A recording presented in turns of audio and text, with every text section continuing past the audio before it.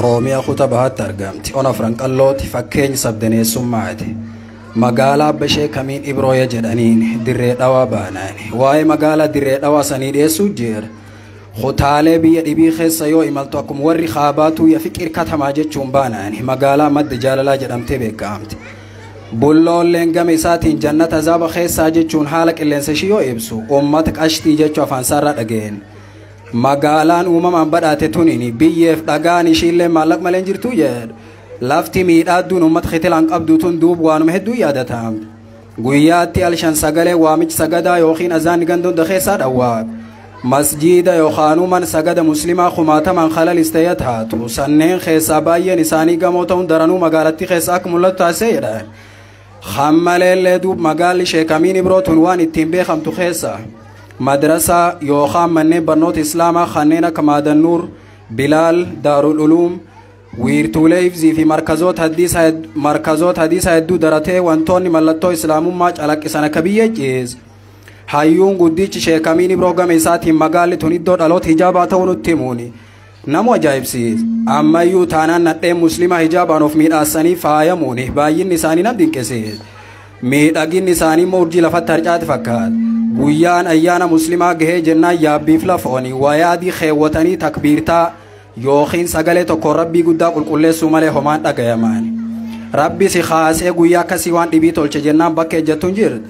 Hammaleellee warri muslima hin taane gamtummaa isaanii karraajeeffachuun afaan qabatanii ta'anii ilaala. Khataatuutii duub finxaaleessi hawaasa nagaa kan booressuu barbaadulleen boof mataan rukutamee biyyee sooratee dammaquu fiixachaa jiru fakkaataa jedhan. Akkuma uummanni gameessi hamattuun jeedalloo hamatamalleen ciyyachuun baanani murni beektota islaamaatti qubqabuu barbaadu. Barbadii biddaa keessoo isaanii bobeessaa jiraachuu kaameraan dhossaa waraabi mul'isuun iji uummataa duratti saaxilee jira.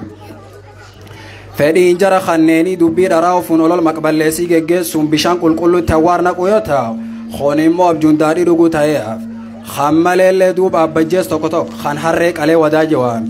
Hayyoota islaamaa gugurdoo kanneen akka Sheekh Ahmad Watar, Bukhaarii Zamanaa, Sheekh Adam Tuulaa, sheekotaa fi leenca akka Sheekh Muusaa Su'aalaa faarratti tarrab jechuu barbaadus arrabni isaa akka citu albee yookiin immoo seefiin qarri mistiqumii barbaadan qabdu jedhanumni addaa kiwwee kan jedhan.